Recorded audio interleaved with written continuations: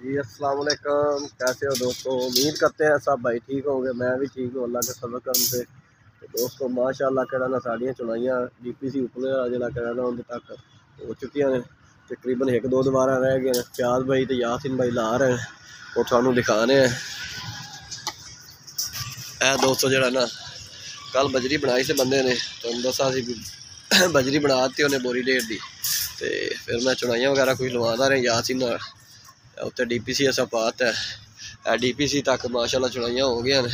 अंदर वाले दिन एक दो टोटे रह गए भी शाम तक कंप्लीट हो जाएंगे।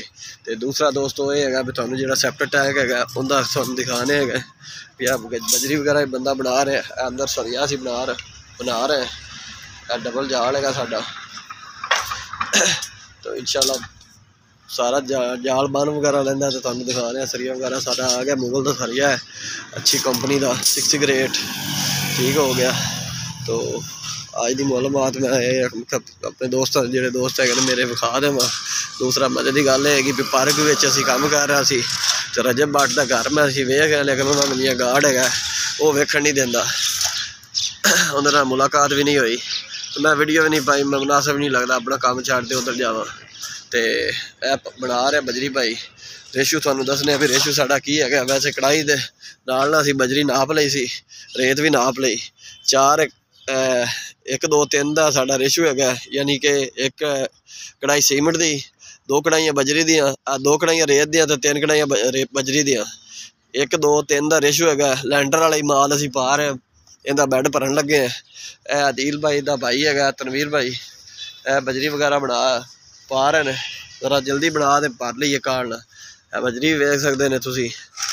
साडा बजर आया पे रेत हैगी मटीरियल जो असी यकीन करो ना कंप्रोमाइज़ करने उनके मुताबिक असी मंगाने। इट वेख लो माशाअल्लाह बुनियादा दे कोई भी इहो जी इट अच्छी नहीं लगदा।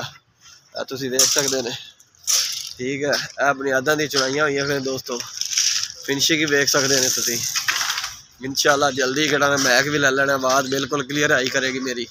तो तुसी सारे मेरे भरा जोड़े दोस्त है मेरी वीडियो वेखते हैं मेरे सपोर्ट जी करते हैं उन्होंने मेहरबानी उन्होंने शुक्रिया अदा करना मैं। तो इस तरह भाई सारे सपोर्ट कर 1000 सबसक्राइबर तक असी भी इंशाल्लाह पहुँचीए तो थानू फिर कहना ना छोटी जी पार्टी भी करांगे। जेडे साडे सबसक्राइबर सानू मिलना चाहन साड़ी साइड ते मिल सकते हैं इंशाल्लाह। उन्होंने पूरा असी उन्होंने जिस तरह मेहमान नवाजी होंदी उन्होंने करांगे। कोई भी सबसक्राइबर साडा सानू मिलना चाहे या साडे नाल किसी भी काम कराना होवे सानू असी इंशाल्लाह हर वीडियो ते ही दसदे होंगे एड्रैस साडा जिहड़ी साइड ते होंगे।